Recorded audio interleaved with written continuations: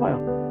학부모님들이 가장 궁금한 것은 그러면 평가를 어떻게 할 건지, 이수라는 단어가 들어간다는 거는 이수하지 못할 수도 있잖아요.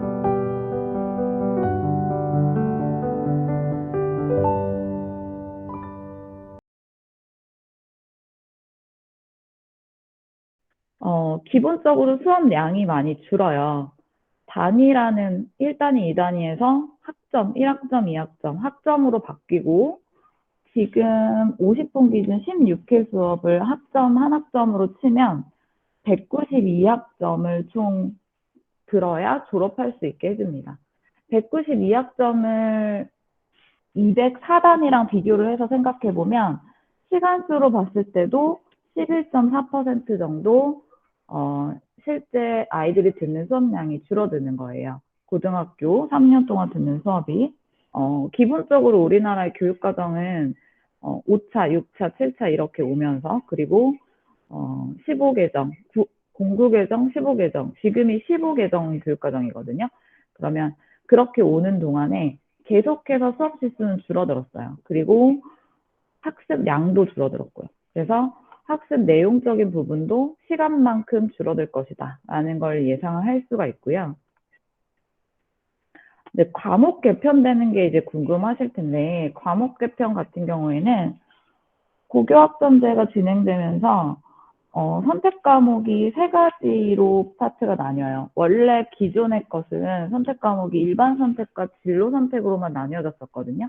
여기에서 지금 좀 다르게 들어간 게 인공지능 수학 같은 특이한 과목들이 들어오는데, 이런 것들 융합 선택 과목으로 들어오게 돼요.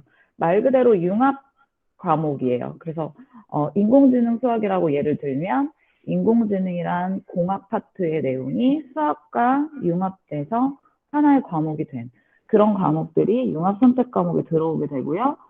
일반 선택은 예전 과목으로 치면 미적분, 그리고 진로 선택은 심화수학. 이 심화수학이 이리로 들어온 것도 조금 보실 부분이 있는데, 기존에는 여기 전문 교과에 들어있던 것들이 심화수학이에요. 심화수학이 이 전문 교과 원 쪽에 들어있었거든요. 이 내용이 진로 선택 과목 안으로 들어오게 되는 거예요. 그래서 지금은 사실 특목고에서만 심화수학이나 다른 좀 고등수학이라고 하는, 지금 중등교육이라고 하는 게 중학교, 고등학교가 중등교육이거든요. 그리고 고등교육에 해당하는 게 대학에 해당하는 건데, 대학에서 배울 수 있는 수학을 사실 특목고에서는 좀 땡겨서 배우잖아요. 그 내용들이 진로 선택 과목으로 들어올 수 있다라는 거예요. 네, 좀 더 다양한 과목들이 보통 교과 안에 배치가 되는 거죠. 자, 요거는 화면이 조금 흐린데, 이게 최근까지도 공청회가 계속 있었어요. 그러면서 과목이 이름 확정이 아직 안 된 부분들도 좀 있었고, 이제 12월에는 완전히 마무리가 돼서 총론이 나오고 내년 1월부터 이제 본격적으로 교과서 제작이 아마도 들어갈 것 같아요. 22 개정 교육과정이라는 거는 22년도에 확정되는 개정 교육과정, 22년도부터 적용되는 건 아니에요. 지금 제가 주요 과목들 국어, 수학, 영어를 두고 보자면, 뭐 사회 과목도 써놓기는 했는데, 공통 과목들이 있고요. 그리고 일반 선택, 진로 선택, 융합 선택, 이렇게 세 가지 파트로 나눠져 있어요. 여기 보시면 조금 생소한 부분은 아무래도 융합 선택 쪽이겠죠. 융합 선택 쪽에 보시면 매체 의사소통, 뭐 수학과 문화, 그리고 세계 문화와 영어, 이런 식으로 뭐 사회 과목에서도 역사로 탐구하는 현대 세계, 좀 재밌는 것들이 있을 법하죠, 그렇죠? 그래서 좀 아이들이 실제 생활하고 별로 괴리가 없는, 실제 우리가 바로 적용 가능한 어떤 공부들을 융합 선택 과목 쪽에서 한다고 보시면 돼요. 그리고 진로 선택 과목 중에서는 제가 이 수학 과목들을 조금 자세하게 단원까지 다 설명을 드리려고 따로 이제 표를 만들었는데요. 일단은 공통 과목부터 보시면 공통수학 1, 2가 지금의 수학 상하라고 보시면 돼요.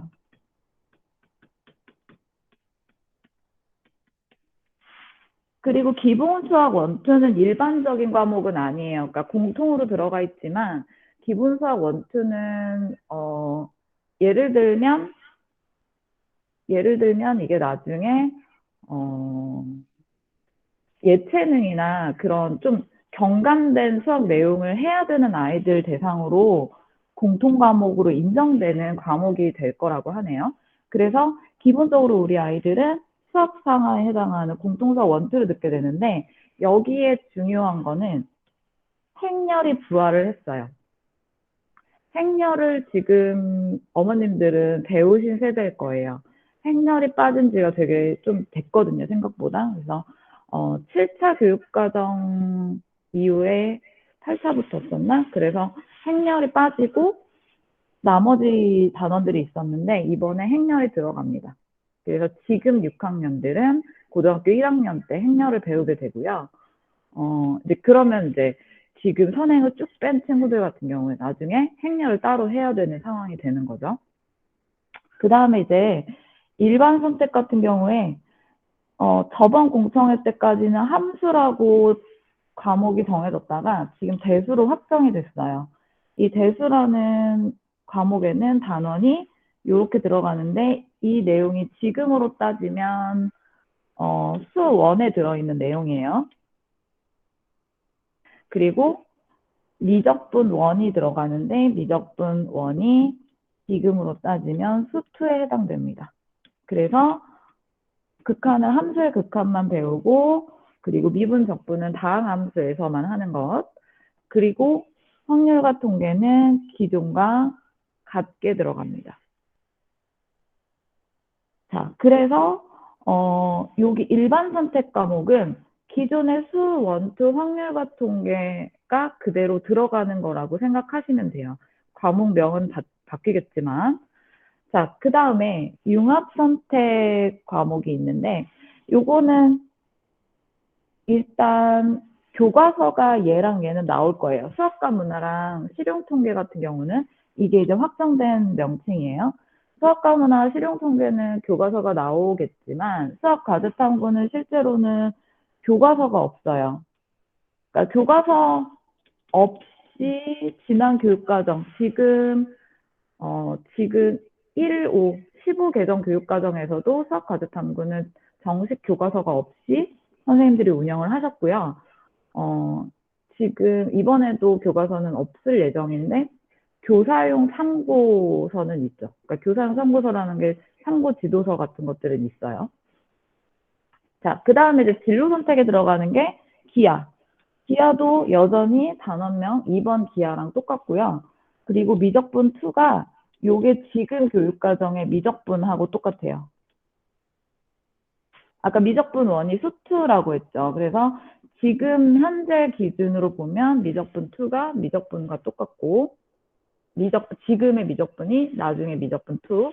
그 다음에 인공지능 수학, 그리고 경제 수학, 직무 수학 이런 것들이 진로 선택 과목으로 깔릴 예정입니다. 일단 선택할 수 있는 범위가 조금 더 많이 늘어났다는 거는 확실한 것 같고요. 이제 그런 과목들을 배워서 어떻게 평가할 것이냐. 평가하는 방법은 성취도로 평가를 하게 된다고 했잖아요. 그래서 성취도라는 건 결국에는 절대평가대로 가는 거죠. 절대평가대로 갔을 때 성취율, 요게 예전으로 치면 수음이 양가예요. 90점 이상, 80점에서 90점, 70점에서 80점. 그래서 A, B, C, D, E로 나눠지고 그 다음에 40%를 충족하지 못하면, 그러니까 꽈락인 거죠, 결국. 그래서 미이수라고 불완전 이수의 약자로 이제 쓰이게 되는 겁니다. 불완전 이수의 약자로 I라고 표기가 되고요, 성취도에. 자, 실제로 이거는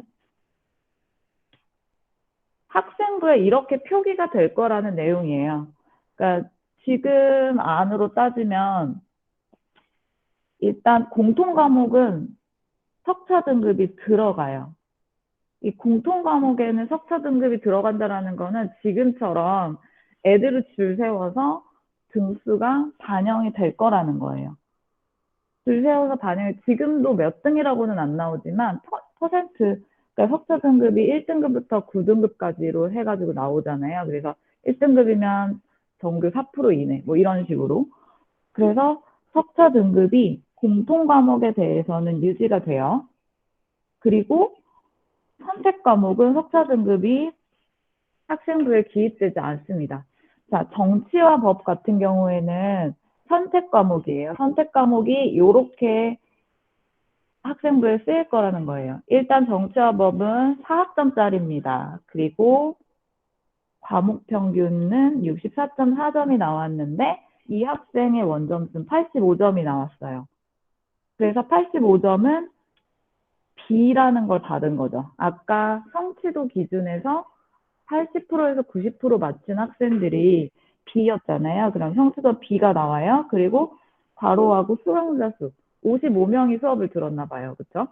이렇게 되어 있는 상황에서 A, B, C, D, E 성취도별 학생 비율을 기입해 주게 되어 있어요.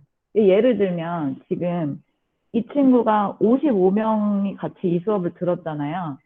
근데 B를 받았어요. 그러면 이게 전체 7%가 A를 받았고 그 다음에 30%가 B를 받았으니까 얘는 37% 안에 들었겠네요. 그쵸? 이게 어찌 보면 결국에는 석차 등급을 반영을 안 하겠다고 했지만 학생부를 잘 살펴보면 나오게 되어 있긴 해요. 그래서 이런 부분들까지 고려해서 입학사정관들이 대입에 반영을 한다라고 하면 사실은 어느 정도 이 아이의 학교에서 성적의 위치를 정확하게 알 수는 있는 거죠.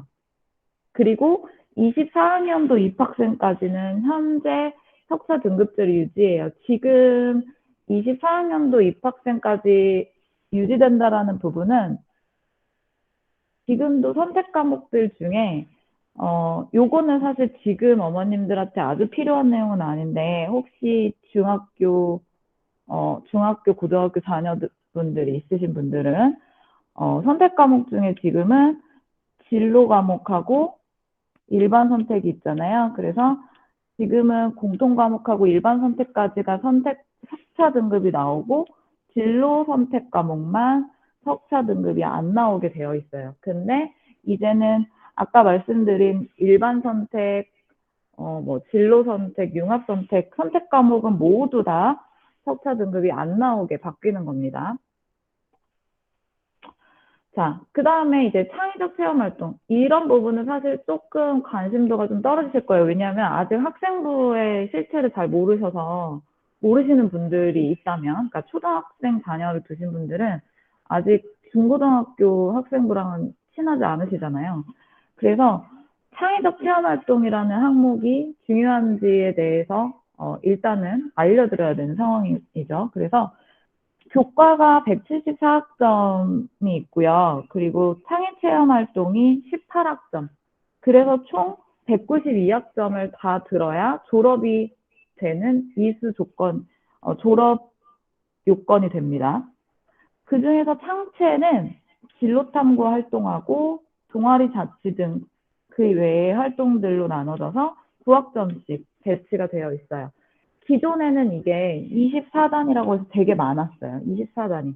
그리고 봉사활동 항목이 따로 떨어져 있었고요. 봉사활동 항목이 그래서 굉장히 중요하게 작용했었지만 사실은 약간 허울뿐인 봉사활동들이 많잖아요. 그러다 보니까 이게 동아리 자치활동 등에 잘 녹아있기만 하면 돼요, 이제는. 그래서 다 합쳐서 9학점. 그래서 핵심만 보겠다라는 거겠죠. 네, 그래서 창체가 18학점으로 대폭 줄었고요. 이 부분은 지금 전체적으로 기존 학교와 학점제 학교를 비교해 놓은 거예요. 지난번에 제가 이 비대면 설명회를 교육을 한 번 더 했었는데, 그때 올려드린 파일하고 지금 크게 다르지 않으니까, 그때 받아보신 분들은 그대로 보시면 돼요. 자, 지금 여기 보시면 학점제 학교로 넘어갈 때 바뀌는 부분들 중에 잘 보시면 연구학교들이 막 써 있어요. 이따가 제가 연구학교가 몇 개나 지정되어 있는지 알려드릴 건데, 실제로 지금 이 학업 설계 프로그램 운영을 하는 연구학교가 뭐 96.4%다. 이거는 연구학교로 지정된 학교들 중에 96.4%가 이런 것들을 하고 있다. 자, 진로 설계 이게 되게 중요해요. 그러니까 고교 학점제로 넘어가면서 가장 큰 혼란으로 예상되는 거는 나는 아직 진로가 정해지지 않았는데 어떤 과목을 선택하지? 이런 문제들이 생기죠. 근데 그거를 고1 때 학업 설계 프로그램을 운영을 하겠다라는 거예요. 그래서 이제 진로 진학 교사들이 굉장히 많이 배치가 될 거고, 기존 선생님들 중에서도 교직 연수를 통해서 진로 설계를 해줄 수 있는 교사로 이제 업그레이드 시키는 그런 단계를 지금 거치고 있어요. 그래서 고등학교 1학년 때 어느 정도 진로에 대한 탄탄한 확고한 그런 방향성이 제시가 되고 나야, 그래야지 2, 3학년 때 특히 선택 과목들이 많이 배치가 될 건데, 그런 부분들을 좀 아이들이 유연하게 뭘 선택할지 생각할 수 있겠죠. 그래서 진로 설계에 대한 부분들이 기존 학교보다 훨씬 더 학점제 학교에서는 잘 이제 운영이 돼야 될 부분인 거죠. 잘 될 거다라고 얘기한다기보다는 잘 돼야지만 하는 부분. 그리고 이제 과목 선택에 대해서도 아까 이 부분 얘기를 드렸어요. 교과 구분 없이 다양한 과목 선택. 예를 들어서 지금 상황으로 보면 뭐 심화 영어, 기하, 그리고 그리고 또 하나는 뭐 예를 들어서 확률과 통계. 그러면은 기하 확률과 통계는 안 되겠다. 그 경제 수학하고 기하랑 심화 영어를 세 가지를 뒀다고 보세요. 그러면 문과 학생들은 심화 영어랑 경제 수학을 선택을 하겠죠. 이과 아이들은 심화 영어랑 기하를 선택을 하겠죠. 이거는 사실 선택권이 많이 없는 거예요. 근데 그런 상황이라고 보시면 지금은 정교과 구분 없이 과목을 선택할 수 있게 하고, 특히나 이런 것들을 과목 수요 조사를 미리 해서 수강 신청을 미리 받는 거예요. 지금 그 고교 학점제 관련해서 중앙 그 홈페이지가 하나가 있어요. 교육부에서 가지고 있는 중앙 홈페이지가 하나 있는데, 거기에 들어가면 이미 거기서 수강 신청을 할 수 있는 그런 시스템들이 구축이 되어 있어요.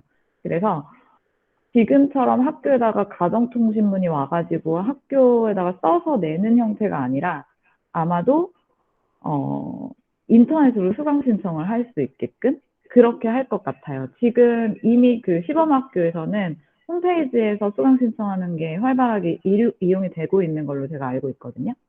그래서 이 교과 구분 없이 다양한 과목을 선택하려면 그만큼 펼쳐놓고 무언가를 봐야 하는데, 그런 것들이 시스템적으로도 이미 구축이 되고 있다라는 점. 그리고 이 중에서 이 부분이 있어요. 그러니까 수업 장소가 좀 다양화될 수가 있어요. 그러니까 학교 교실에서만 하던 수업. 그러니까 실제로 지금 오프라인 수업이 대부분인 학교 수업인데, 우리가 코로나를 겪으면서 이게 좀 많이 무너졌잖아요. 그래서 온라인 수업으로 돌릴 때 원격 수업을 하는 학교도 많이 있지만, 대다수의 학교들이 짧은 뭐 10분짜리 동영상을 올려주고 그거 보고 뭐 뭘 해라, 뭐 그런 정도로 지금 수업이 이루어지는 학교들도 꽤 많은데, 학점제 학교로 가게 되면 오프라인 수업이 다가 아니다라는 거를 이제 정확하게 보여주기 위해서 이런 부분이 지금 마련이 되어 있어요. 그래서 지역사회 온라인으로 수업 장소가 확장이 됩니다. 이 지역사회라는 부분이 조금 애매모호한데요. 이 지역사회라는 게 어떻게 보면 그런 얘기도 있기는 해요. 뭐 학원가의 인기 강사들이 학교의 학점 중에 하나를 들을 수 있는 어떤 수업을 운영할 수도 있다. 이런 것도 가능하다고는 하거든요. 근데 어느 정도까지 열어둘지는 아직은 확실치는 않지만 이 지역사회 참여라는 것 자체가 학교에서 열어줄 수 없는 교육들을 외부에서 지역사회를 통해서 연결을 해서 수업을 할 수 있게 하겠다. 그리고 온라인으로 수업하는 것은 예를 들어서 우리 학교에는 이 수업이 없어요. 그런데 이 수업을 듣고 싶은 학생들이 신청을 많이 했다. 그러면 그 온라인으로 들을 수 있는, 원격으로 들을 수 있는 방법을 택하는 거죠. 지금도 사실은 거점 학교라는 게 있어요. 예를 들면, 이제 강남권 쪽에 양재고등학교 같은 경우에는 과학 거점 학교거든요. 과학 거점 학교라고 하는 거는 과학 중점 학교랑은 조금 달라요. 그러니까 과학에 관련된 다양한 과목들이 개설될 수 있으니 다른 학교에서 그 거점 학교로 와서 수업을 들을 수 있다. 그런데 대신에 지금은 그 수업을 들으려면 방과 후에 이용을 해야 돼요. 그 주변 학교 몇 개 학교에는 양재고에 이런 수업이 몇 시부터 몇 시에 열리니까 들을 사람은 수강 신청해라라고 수강 신청 기간이 있거든요. 그런데 실제로는 그게 원래 학교 생활할 수 있는 1교시부터 예를 들어 7교시, 8교시가 일반적이라고 보면 그 수업 안에 못 들어오는 거예요.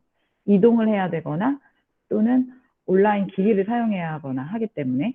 그래서 지금은 거점 학교에서의 수업이 방과후로 되어 있어요. 그런데 학점제가 되면 중간에 이동할 수 있는 어떤 상황도 생기겠죠. 그럴 수도 있다라고 보여지는 거고요. 지금 이런 내용을 들으시면 이제 좀 의아한 부분이 있어요. 일단 아이들이 학점을 선택해서 듣는다라고 하는 것은 우리가 대학 다닐 때를 생각을 해보면 그러면 공강 시간이 생기겠네? 이런 부분이 생기죠. 공강이 생기죠, 당연히. 그래서 학교의 시설을 확충해야 돼요. 그래서 여기 보시면 홈베이스 도서관 등 교실 경계를 확장한다라는 것들이 있는데 이게 학교에 이런 시설들이 되어 있지 않으면 아이들이 공강 시간에 갈 수가 없죠. 어딘가를 갈 수가 없죠. 예를 들어서 지금 이런 학점제와 비슷한 형태로 운영되는 게 하나고등학교인데 하나고등학교 같은 경우에도 공강 시간이 발생할 수 있다고 알고 있어요. 그러면 그때는 그 친구들은 기숙사도 있고요. 그리고 학교 내에 홈베이스가 있고 도서관에서도 있을 수 있고 여러 가지 시설들이 확충이 되어 있거든요. 마찬가지로 그런 시설들을 일반고에 확충할 계획이에요. 그래서 지금 중학교 1, 2학년들한테도 우선 시행하겠다라고 시행 일자가 당겨졌잖아요. 그 부분에서 가장 중요한 부분이 그 기간 동안, 그러니까 시범 시행이 아니라 실제 시행되는 초등학교 6학년 아이들이 입학할 때에는 모든 시설이 확충되어서 전면 시행이 가능한 상태로 시설 확충을 몇 년 동안 하겠다. 그런 상황이라고 보시면 돼요. 그래서 이런 교실 경계가 무너지고 대신에 아주 큰 강의실 또는 아주 열려있는 오픈 강의실 그리고 온라인상의 강의실 그런 것들이 완전히 지금이랑 다른 공간으로 개편이 된다라고 생각을 하시면 돼요.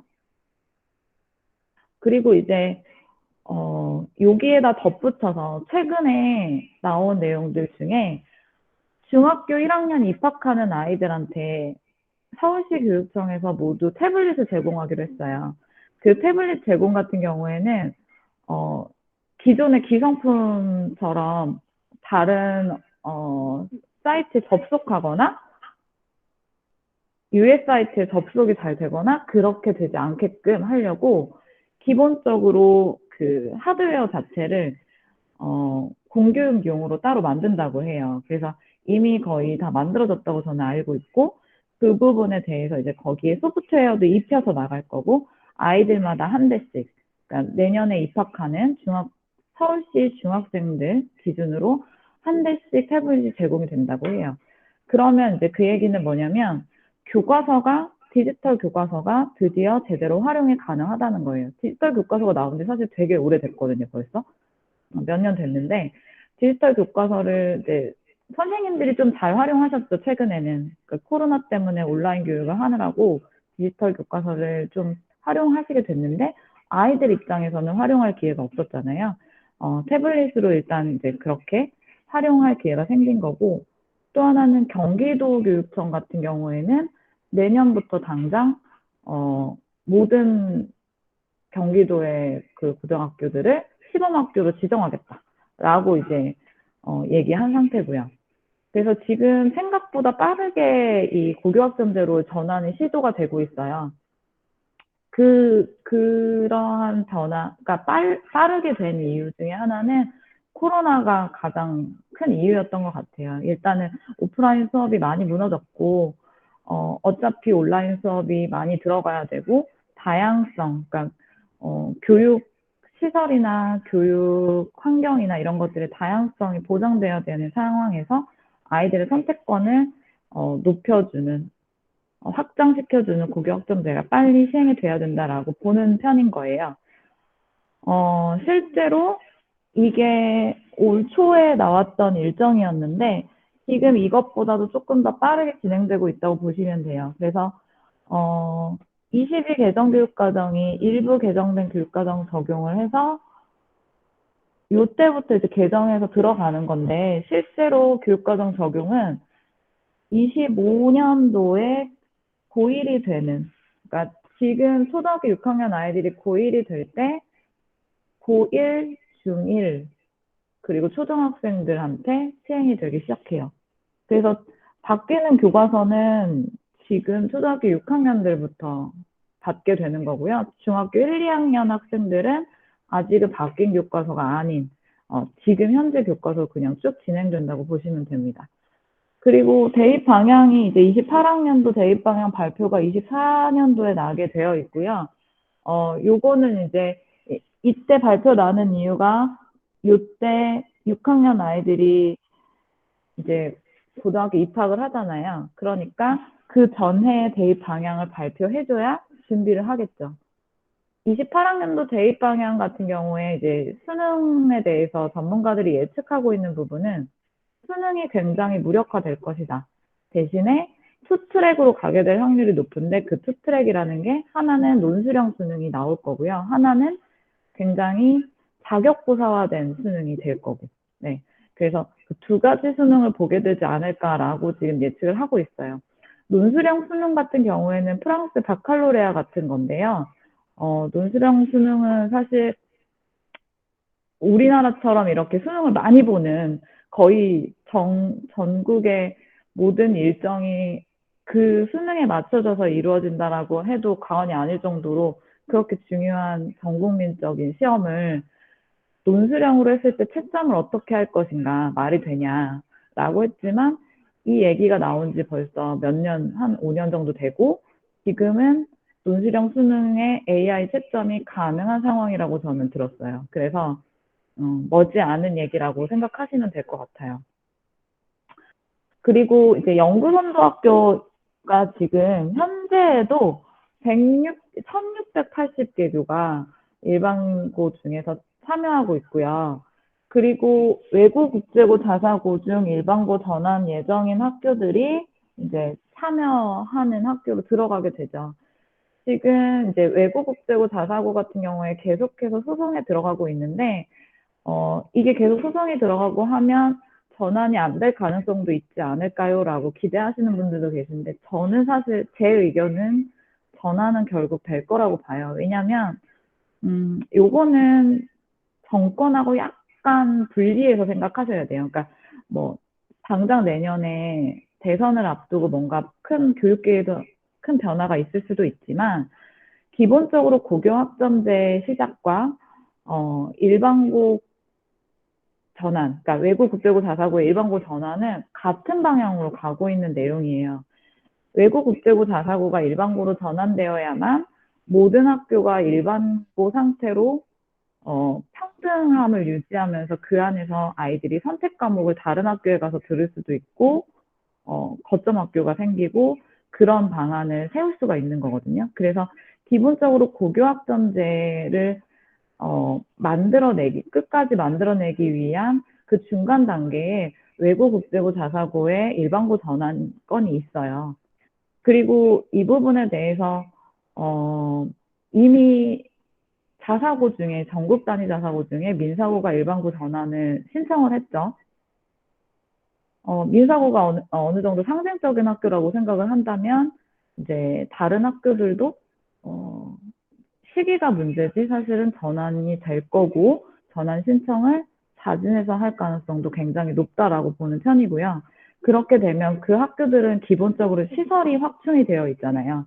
그렇다 보니까 그 선진화된 시설을 이용해서 기존 일반고들보다는 좀 더 고교학점제에 적합한 구성으로 갈 수 있어요. 그래서 저는 전환이 되더라도 외국 국제고 자사고 였던 학교들이 절대 그 우위를 선점할 가능성이 좀 있다고 보는 편이에요, 사실은.